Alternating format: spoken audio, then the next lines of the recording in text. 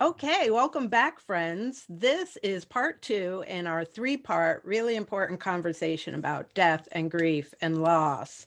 Um, and as anybody who's been following me for a minute knows that I am a widow.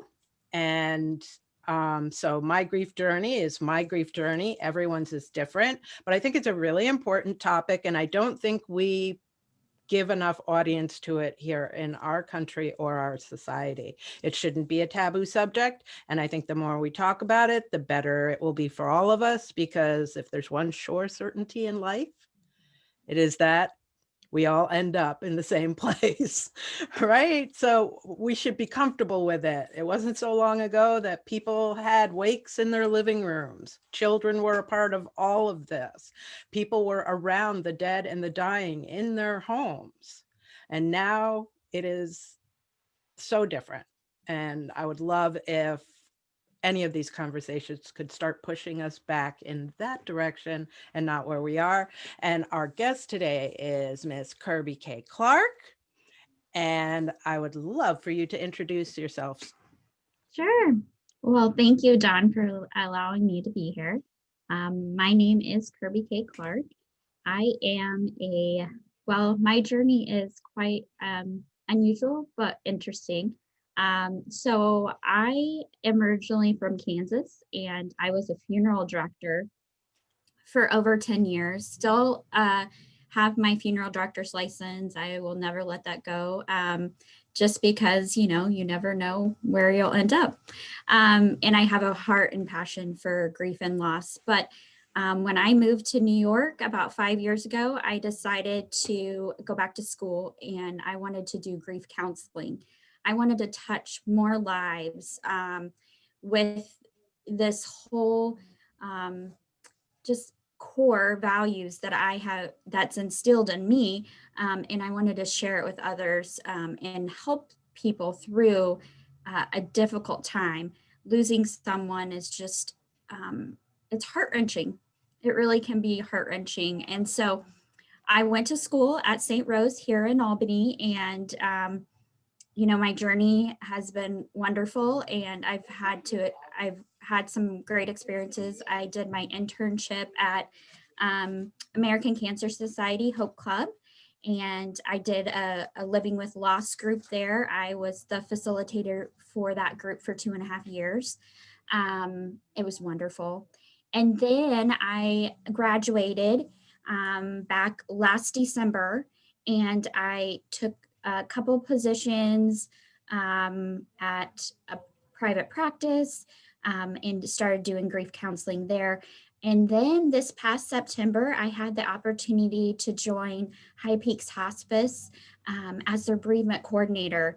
And I tell you, from day one, when I went back to school, I said to my guidance counselor, he said, so what area field do you want to work in? And I said, well, I want to work for hospice because my family has, been on hospice, and I knew the quality of care that they get, and I wanted to support families after they have lost a loved one. So I said, I want to work in hospice. And so my dream came true this past September, and I've been here ever since. And so now I'm the bereavement coordinator here. That's wonderful. I'm a firm believer in you can't claim it unless you name it, and you named it. So Yeah. you got to claim it. Yeah. I love the hospice mission. I love the community. When my mom died back 25 years ago or so, maybe even longer actually, that was earth shattering for me. She died at 62. That was not anything that in my mind was supposed to happen at that age for her or in my life. And I really struggled. And I was living in Keene, New Hampshire at the time. And about 6 months after she died, I came across that the hospice was doing a training session for hospice volunteers. And it was a 6-week thing. And I was like, I want to do this, because I was 2.5 hours away from my mother. and she was in the hospital, and I was like, if I was closer, I'd be there every day. I had a young son. He was like 2 at the time, so I couldn't be dragging him on those long car rides. It was such a struggle for me. And I was like, oh, if I could be somebody else's person to be there, to hold their person's hand and to be with them. And I was like, that's for me. I will tell you that 6-week program was the best therapy of my life. Yeah. That was very intensive. I took it with I think there was at least 10 other people in the group with me. We bonded like no other. And it wasn't just me who was there because I had gone through a big grief period. It was like almost all of us had, that was the deciding trigger factor. And people really couldn't believe I was doing that. I was literally volunteering to hold people's hands and their families' hands while somebody died. I will tell you, I got more out of that experience, I think, than I gave. That's how it felt to me. I'm sure they feel differently. That's how they, they express differently. But man, it was an honor every time. And the amount of grace and graciousness that a dying person gives to you while they can is enormous. I'm going to try really hard not to cry. In my most recent grief, it's been 6 years now since my husband died. He was 9.5 years younger than me. I'm 59. Again, this was not supposed to happen. Yeah. I called him my 401k plan. I was like, oh, you've got so many years to work beyond me. I don't have to worry about my retirement. And it was fast and furious. It was 8 weeks from diagnosis to death. So wow. we didn't get to take advantage of anything. No. So, this has been a very different grief journey for me, but no less, the loss is enormous either way. Both of those things. It's enormous, right? A parent, a spouse. And again, everybody's journey is different. How they go through it is differently. And I honor that, right? Because there's more than one thing, more than one way to do every damn thing. So at the time when I went through that training, it was somebody in your position who did set up the training and facilitated it. Is that still how it works? So it's a little different now. We have actually a volunteer coordinator here at High Peaks Hospice, and she generates all the trainings, and the trainings are split up into, I believe it's 2 trainings. And she usually does it like one evening, a couple of times a month, and then on one day on a weekend. And, because of COVID right now, it's been kind of reduced, but we're still, we definitely need volunteers. The pandemic has really stopped a lot of things in our world as we know it, but not for hospice, not for the people that are taking care of your loved ones. Even I'm going to shout out my funeral directors, family. They're still taking care of families. So our world did not stop.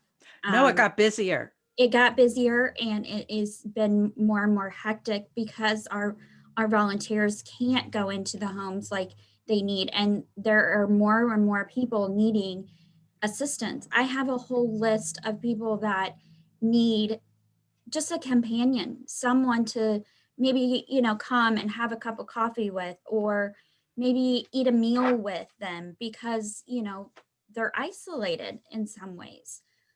So to go back, that's her position, the volunteer coordinator. My position here is I take care of the families right after the death occurs. So what I do is a death happens, and then I will follow up with the family. We send out a condolence card we try to get it out within 24 hours of the death. Now that doesn't always happen, because of different things, but I really strive to make contact with that family within 24 to 48 hours. And then we kind of wait for about a month, because if anybody has experienced losing someone, everyone, as soon as the death occurs, everyone is right there to help you. You've got more casseroles than you need in a lifetime. And you've got your whole living room looks like a flower shop. I mean, it's just, I mean, it's lovely that all these people care, and I know they want to help. But if you really want to help someone that has lost a significant part of their life, you know, you can be there for them at the service, you know, come by to their home, give your condolences. But really what would impact them is 2 weeks or 3 weeks after everyone has got back to their lives, everyone's left that individual alone. Ask them to dinner, ask them, or bring them over a pizza. You know, that's what they're going to need. I mean, the amount of cards and flowers and casseroles is not going to help when everyone's gone and they feel isolated and alone. Right. Because when you're getting that, and I don't mean this in any bad way, people are checking off their list. They want to be right on top of it, that let you know that they know and they're here. But it is so true, because in the moment where everybody's coming at you, besides the flowers, the casseroles, your phone is blowing up, your email inbox is overflowing with everybody coming at you. And at that particular time, right then, you're still spinning, right? Yeah. You're still spinning, trying to process, trying not to lose your mind about thinking about the future now, because you don't know how it works.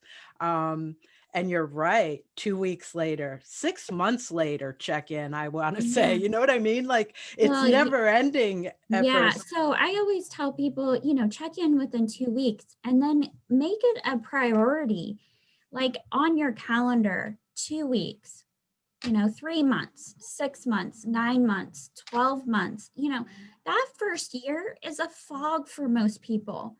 Like, they don't remember having logical conversations, or they don't remember things.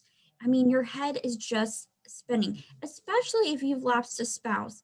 A lot of the families that I'm working with currently, they have lost their spouse, and their spouse and them have been together since they were like 14, 15 years old. They've known each other their whole lives, and they've been married for like 50 plus years. So they are so lost without that other person. Right. The Because habits it, of that many years yeah, of 24/7 with that person, the conversations that happen on a regular basis that you don't think about until they're gone. yeah. I mean, I mean, just the amount of interaction that they did. And, you know, we live in a different time now, but back then they were, they were intertwined, and they did everything together. You know, the core reason why I got into this industry, and I got in, you know, I started at age 19. I was working at a funeral home as a funeral director assistant. And then I went Was that a family business? How did you do that at 19?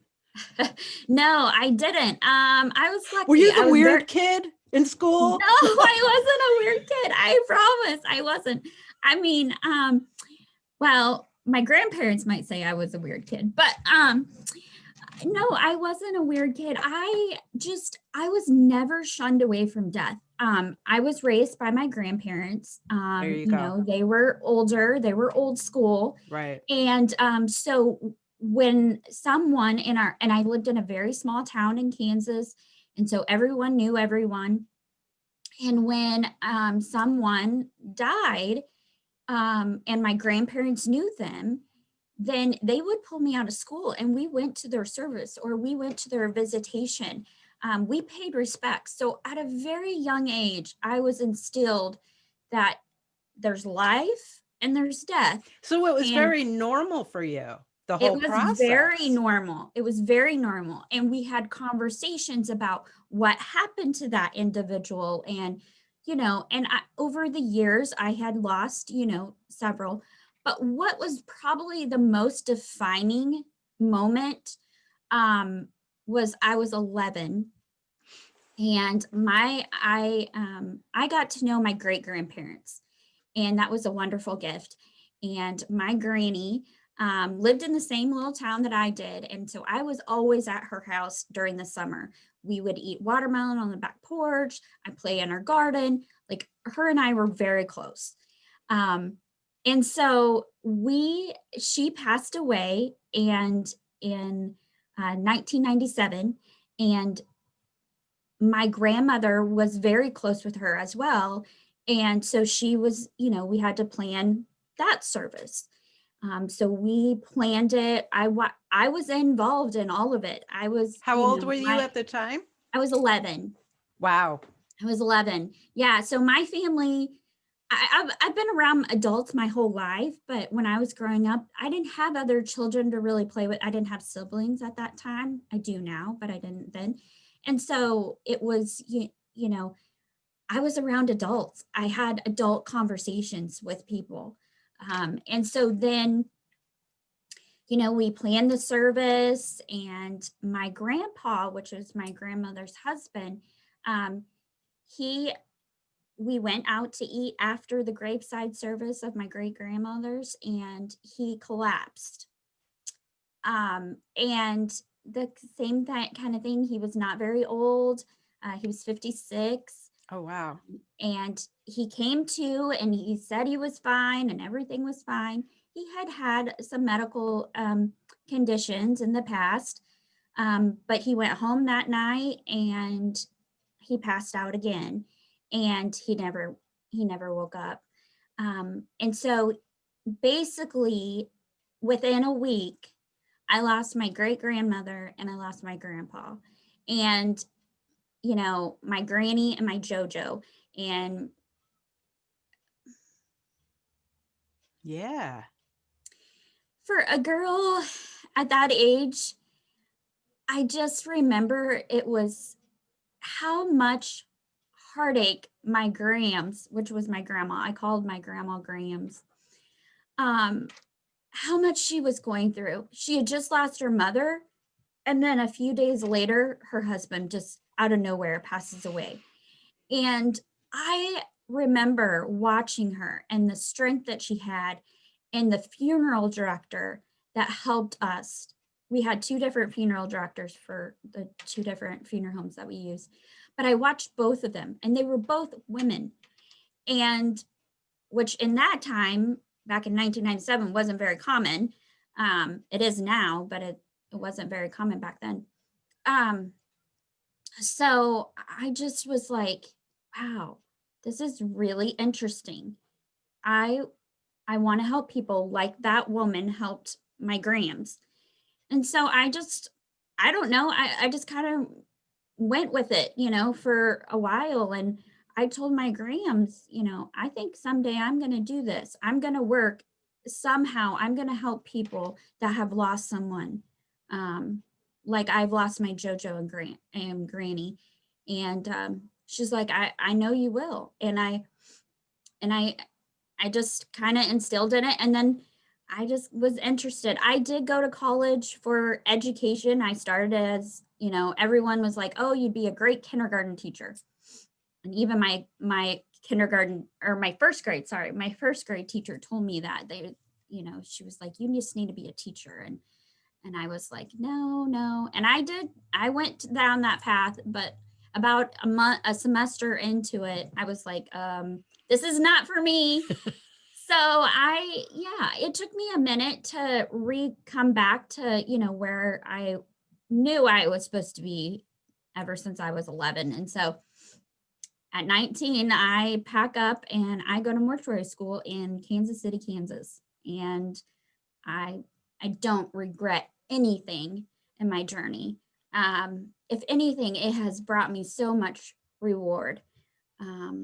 I want to go back and recapture how this happened for you, because at 11 years old, and I want to also point out that you were involved in the whole process. Like I'm talking about now, I tell people, why aren't we involving kids? Why do we not take them to funerals when they're young? No, they're not going to fully know what's going on, but they're a part of it. If they're always a part of it, then they're different ages and it's just going to be a normal thing. We start bringing them when they're teenagers and now they're terrified, right? Like, Yeah.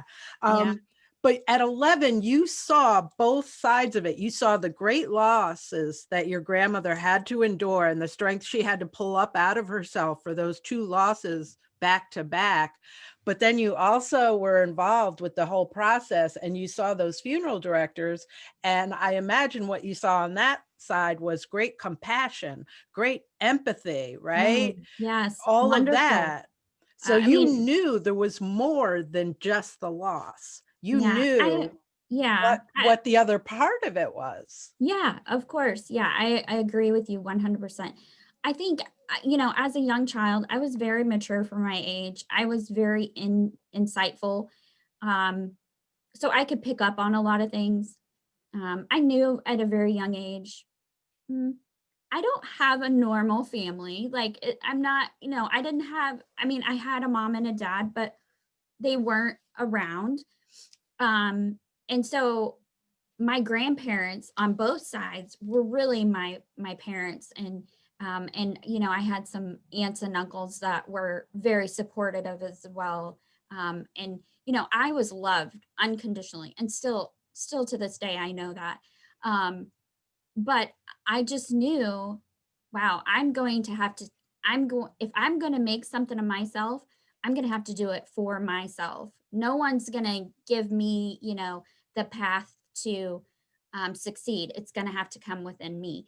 And so I just knew that moment. I was like, it, it's kind of like a fire in your belly type of feeling, because I remember at 11, like, I want to be that funeral director that has empathy, that has compassion, that can listen, like took the time and listened to my grams' story about her mother and then her husband. Like, she didn't have to do that. She could have been like rushing, I mean, just listening to people is huge. Yep. I will listen all day long. I mean, and I can talk about this all day long because I think it's huge in our industry or in our society right now that there's so many people that have lost loved ones. But grief is not just a loss of a loved one. It could be a divorce, it could be a deployment, it could be a relationship, dating relationship, friendship. And so I think we've all experienced it. Some of us have had extremely hard losses in our lives. And I included myself. I have lost, I thought at age 11, that was going to be the hardest loss of my life. Well, that wasn't. But it prepared me for the losses that were going to come. Right. Yeah. Right. It doesn't make it any different because every person's different. Every relationship is different. So the loss is always a little bit different. And it also, how the loss happens will make it different too, right? Like, for instance, with losing my husband, it happened so quickly. We didn't have a goodbye process really, because, I'm holding on to all the hope because I'm going through my stages of dealing it with this new information, and he's dealing with, how do I prepare her for the loss? How do I, all the guilt. That was a conversation we had. I was like, what are you scared of? He said, I'm not scared to die. I said, but what are you scared of? He said, I'm scared of leaving you. Yeah. Because now I'm your protector, I'm your support system, and I'm bailing on you. Yeah. And I didn't find out until afterwards. He had these conversations with the most important people in my life. One of my best friends was up visiting a few months, in the spring of the year he died. And he knew, but he allowed me to have hope. Yeah. Right. And I found out, at one point where I wasn't in the room, don't let her be alone. Be there. Please be there. Don't let her be alone. And that was a conversation he had with my sister. That was a conversation, he all but had with my son, who this was his stepfather, but had known him since 11. And, 14 years later, also dealing with this great loss of this person that had become so important in his life. So it's every loss and how it happens is it doesn't get easier. I don't imagine, that, everything's going to be a piece of cake now because I've lost very important people in my life. It's just, at least now I know I can survive it. Yeah. Right. Yeah. I read something just not too long ago and it really stuck with me. So I was reading and I read a lot to try to provide new information to the families that I serve, because I'm not a cookie cutter type, and I forgot to, I am a mental health counselor now, and I am doing one-on-one counseling, grief counseling for families that I'm seeing. I forgot to mention that, but basically I'm not a cookie cutter therapist. Like, I tailor each client's treatment plan, each client's, what they're coming to me at their most vulnerable time and telling me and opening up to their love about their loved one. And I think it's a privilege. Like, it's a privilege to hear about their story. And I cry with them and I'm real with them. Like, I'm not false by any means. I every time I meet with someone, I say I am very realistic, and I will tell you like it is. That works for some people, and then it doesn't for others. But no one has said anything yet, so it seems to be working right now. So I think that's really important for the person on the other side of that conversation. Yeah. Right. You don't want anybody just giving you platitudes, right? You No. don't have time to invest any energy in that because all your energy is in this process right now. Yeah. And you don't want to let that nonsense in. Yeah. So what I read was, we actually, grief is instilled in us actually the day that we're born. And we are getting prepared throughout different trials and tribulations in our lives for the losses that are going to come. So we have had the strength from the day that we've been born, but we don't realize that because we don't use it like an everyday type of tool, like, your speech or your mood or your physical capabilities. So I just thought that was so interesting that, wow, that is interesting. That it's been instilled in me all along. And then when it has to surface up, it will. And then, it's a journey, and it's your journey. That's the other thing that people don't realize is this is your journey. And I tell my clients that you're in the driver's seat. This is your journey. Where are we going? I'm just your co-pilot, or I'm just your, I don't know, road rage buddy or whatever. I'm just here to help you and guide you. But you're the one that is going to decide what path we're going to go on. Because I think it needs to be all about them. For once in their life, it needs to be all about them. Yes. Yeah. And I hate the fact that people think you should just rush and be over it by now. Right. And even when it, like in my own grief journeys, as far as my mom, that's been so many years, it doesn't mean that there aren't moments where I go, oh man, God, I wish I could just have one more conversation. Or, like the holidays are such a trigger for so many things, pulling out the ornaments, putting them on the tree, and picking up the ornaments that my mom gave me, and, looking at the date that I put on the back and who these ornaments are from. So it sets off these memories.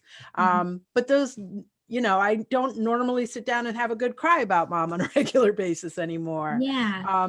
But like my husband, it's been 6 years, but that's still not very long. And there are still days, it's not so much the day he died that gets me. His birthday rips me apart, because I remember that, gosh, I've got 9.5 years on him, and he only would have been this year. He only would have turned 49. And all that was taken from him, not even so much us anymore, but taken from him, how much he's missed these 6 years and my son's growth. All those things, those don't ever go away. So the journey doesn't end per se, ever, I don't believe. No, and also when I was reading that article, when it was talking about that, grief has started actually when we're born, it also talks about the fact that, you don't get over grief. You learn how to live with your grief. And actually it makes you stronger. And I think you can have more empathy for someone that is going through it at that moment in time. So it never goes away. I can't cure anyone. I don't have any fancy techniques or anything to that nature.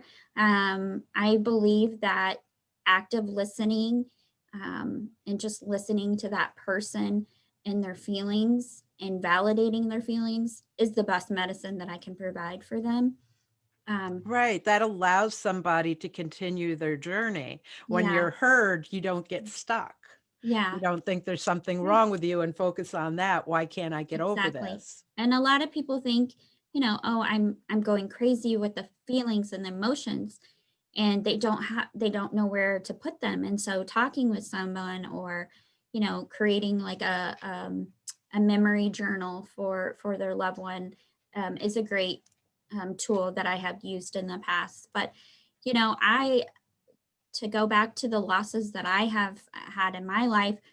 So, when I was 25, my Grams, she passed away, and it was a horrible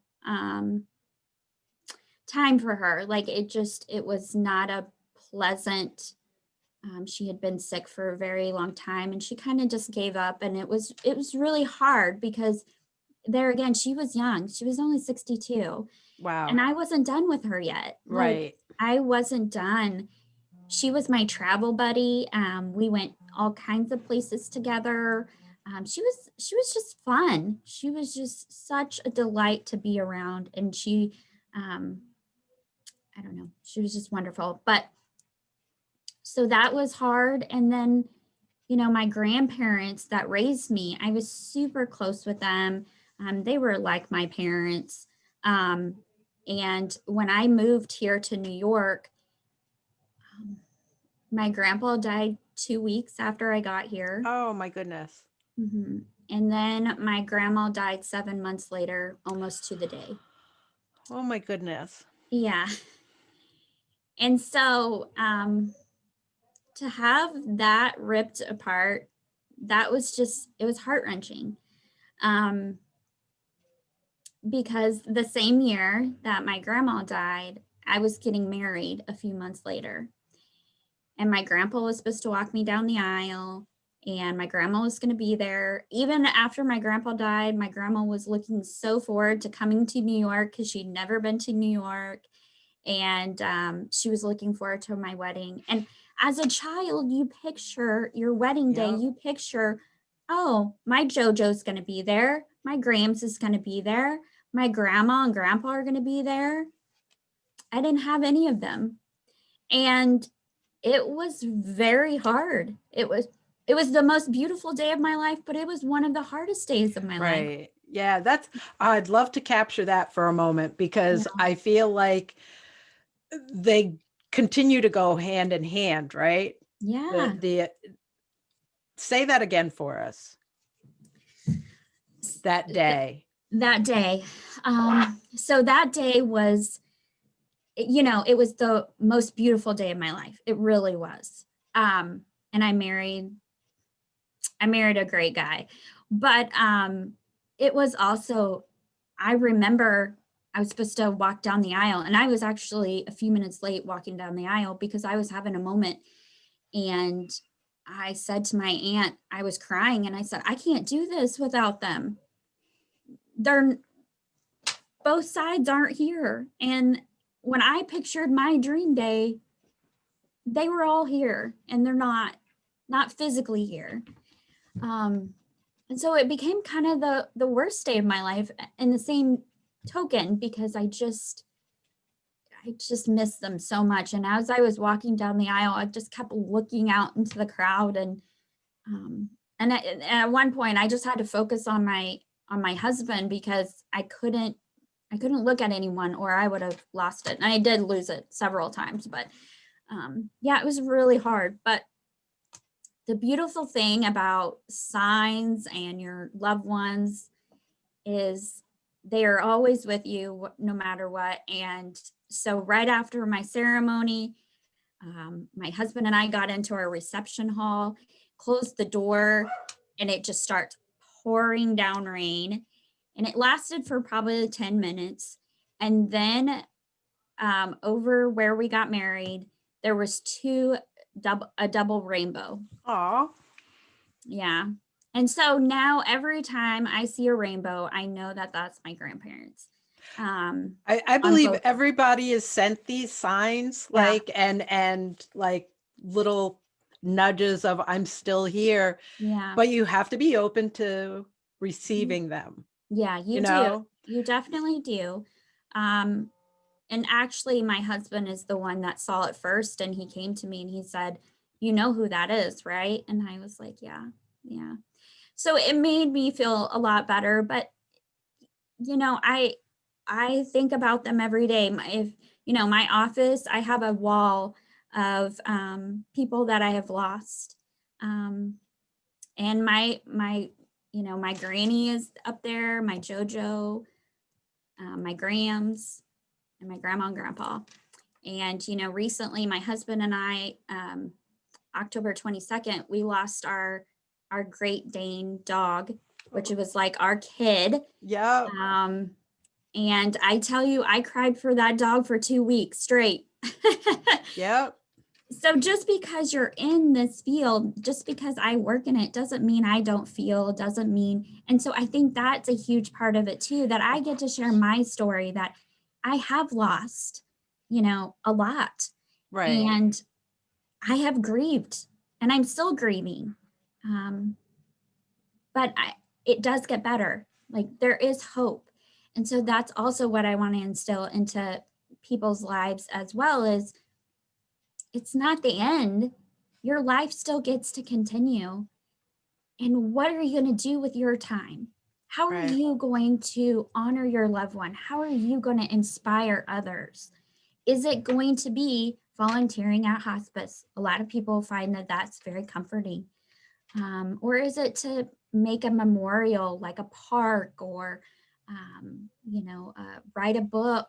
I mean, there's all kinds of things that people have done to pay tribute to their loved one. But the biggest thing that I want to instill, and I've seen it full circle, I've seen women and men come into my office, and they're just broken, physically, spiritually, mentally broken.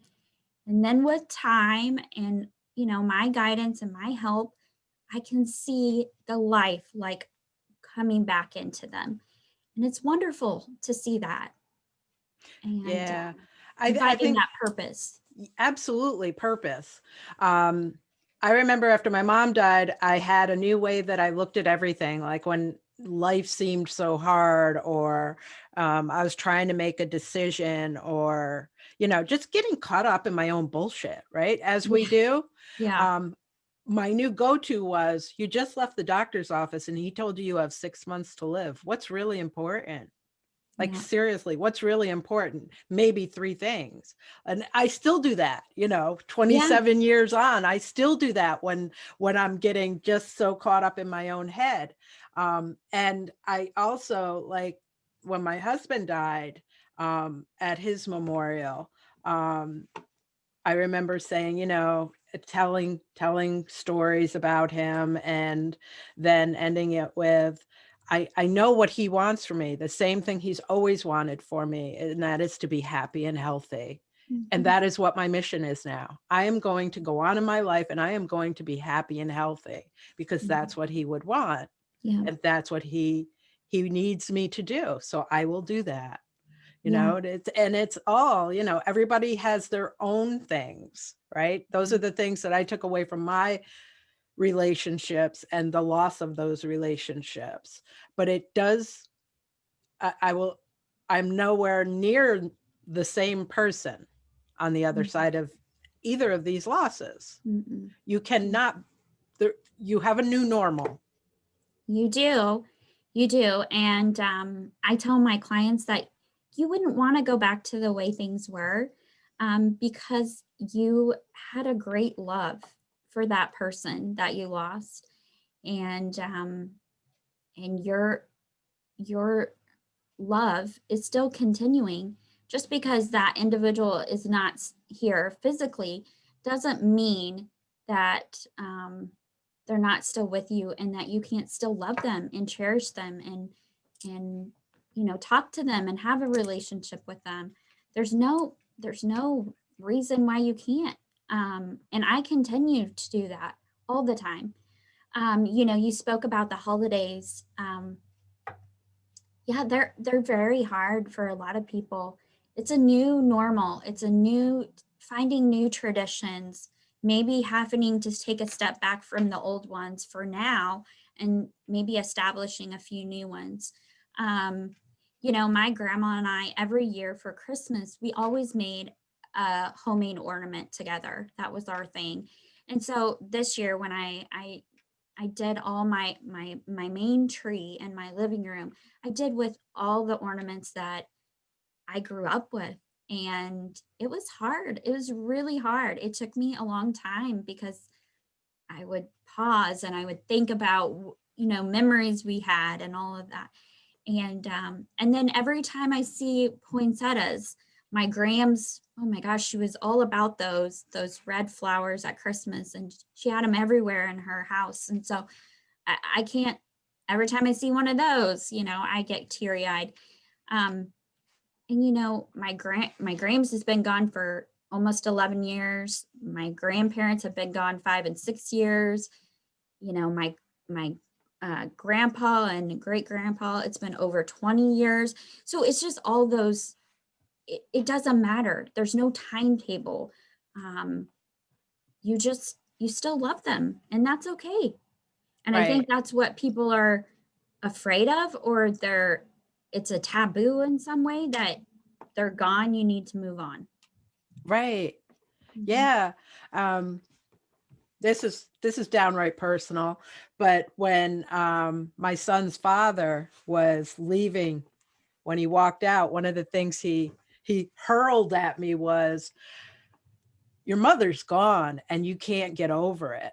It had been 2 years, right? Mm. I did not cry every day, but Christmas was hard. Certain holidays were hard. Yeah. I did not have a perfect childhood, even. I did not have a perfect relationship with my mother, but I will tell you, growing up, we had the best holidays. Like Yeah. Thanksgiving and Christmas was, all kinds of extended family. It was the best times of our lives. Yeah. And I I remember looking at him and going, wow, I'm not sure I'm the one who actually has some work to do around this. Like, I was about to whoa, say the that's same thing. I was like, maybe he should look into getting some right. some assistance, but But because that's the other side of it, right? Like, yeah. there are people that are in total denial and present to the world that I have moved on, I am fine, but darn well they haven't even begun to deal with any of it. No. And I worry like, oh my God, what if that hits you one day all at once, all of it? Because it's not just that one loss. There are other things that they're in total denial about. Yeah. How does somebody survive something like that? At least I've walked through my pain. Mhm. Yeah, I think it's also really important to, like you were saying, to do the grief work. Grief work is not supposed to be easy, but at the same time, it can be so beneficial for you and healthy, because we always want to look at, yes, if you look on social media right now, and especially right now through the holidays, it's, let's get your New Year's resolutions started with the new diet fit or whatever the case may be, or buy this exercise machine because you're going to look like this big around for 2021. So, but your mental health is so important. And when we talk about our health, we always think physical health. I look at it as a mental situation, especially in grief. And if people don't be active in maybe talking with someone or joining a support group, or even having like an advocate for themselves of, you know, having a buddy and just talking, having someone to talk with and check in on them, then they're just going to be more and more in denial. And denial is a stage, the 5 stages of grief, everyone knows them. But I think, the first stage of grief is adjustment of that person not being here. You have to learn how to live your daily life without that person, especially if it was a spouse. Um, and so I think it's just so important to know that you're not alone. You can have help. It's not a weakness. It's It's just okay to be really, sad. yeah, it's okay to be sad. It's okay to have these feelings of emotions, and maybe not understand them. A lot of people are like, I don't understand what's happening to me physically, emotionally, spiritually. And so I'm here to help you, guide you through that. And so that's my job here at the agency. And then also, we continue to be with them for 13 months.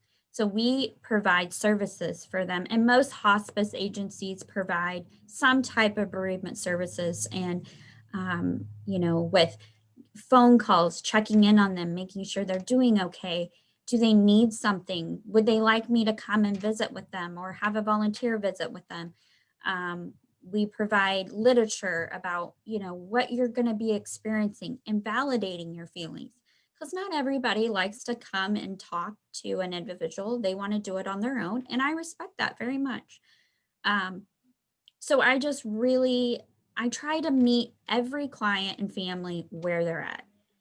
You have to. You Right, can't because push every someone. loss is different, every person is different. Exactly. How they want to approach it in the beginning, middle, and end is different, Yeah, right? exactly. So, I encourage people as much as possible, especially during the holidays, to keep as much traditions as you can, to normalize your normal from the past as best as you can, because it will bring you a lot of comfort, in a lot of ways.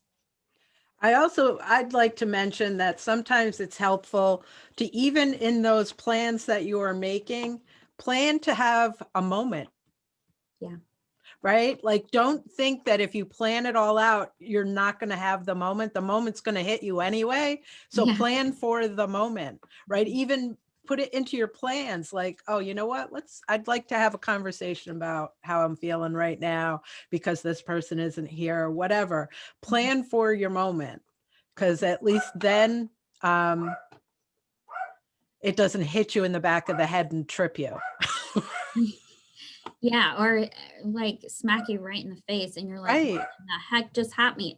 happened to me. I just got whiplash, Right. And that's, I would like to say, 6 months on, those are the grief moments that happen for me now, right? They come out of absolutely nowhere. I do not see them coming. It's the stupidest thing that sets it in motion. And it is like literally, like I just tripped and fell on my face flat out.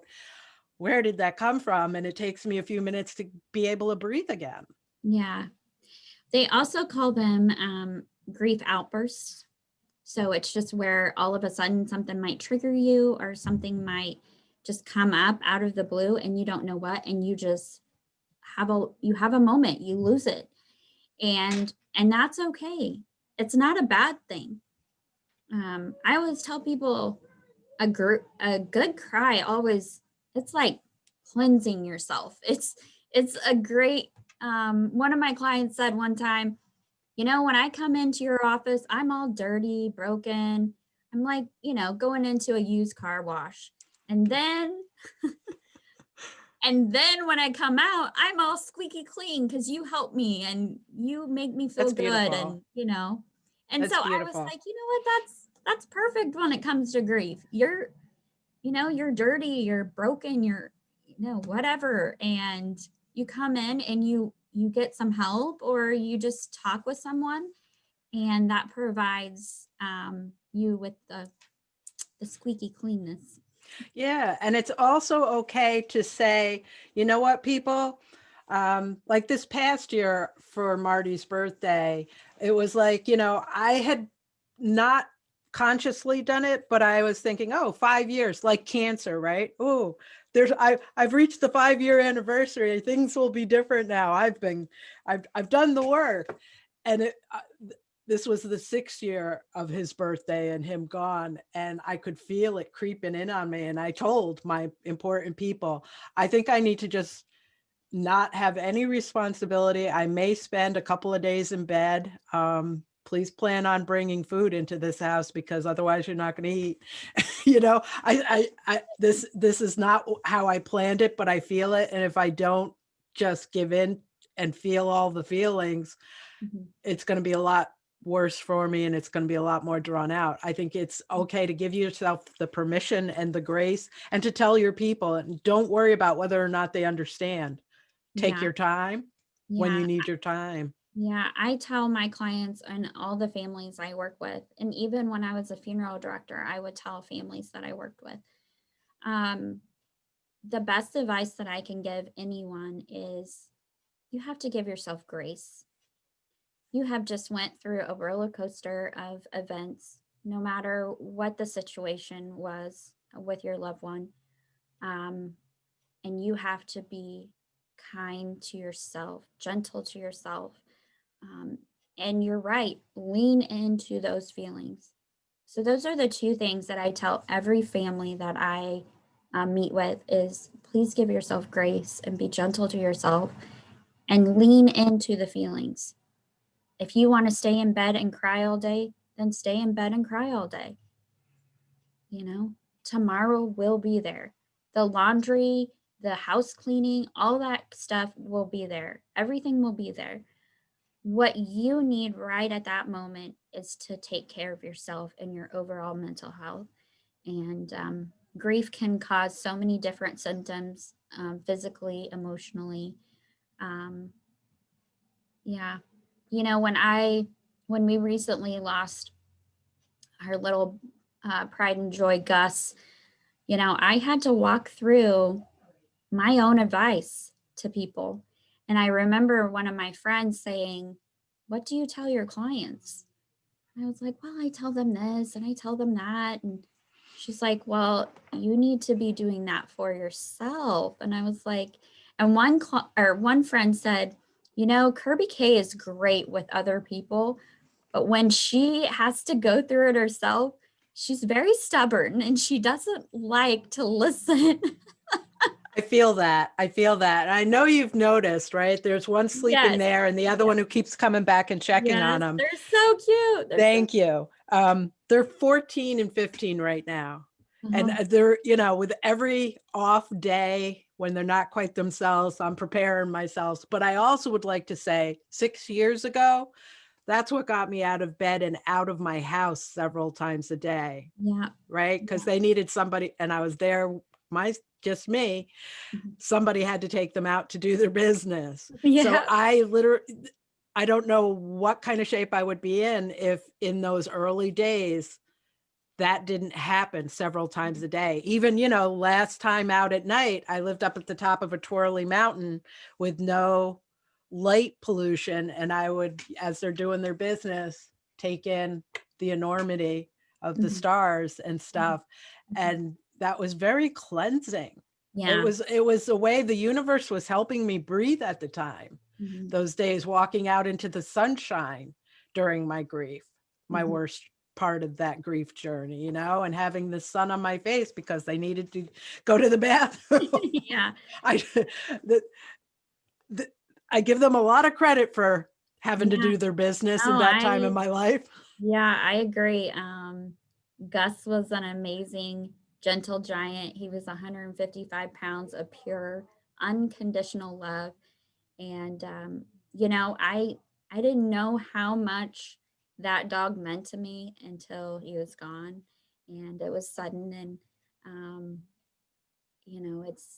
it's not the same. It's just No, not. And it's getting a little easier. But yeah, they become your family, and he has helped me through so many trials and tribulations. My husband and I have went through, and my husband is in the military and he gets deployed quite often, and so Gus was my protector. your He was always companion, there. He was right? always there. And so yeah, it's hard when you lose that one. But I do think pets are a great saving grace for a lot of people. Mhm. Absolutely. Is there Mhm. anything you want to say in closing? Any point that we didn't get to that you want to make sure is said? Yeah, I would say, this holiday season, make sure that you're surrounded with positive people in your life, that love you and care for you. You don't need the hustle and bustle of the holiday season. You really need peace.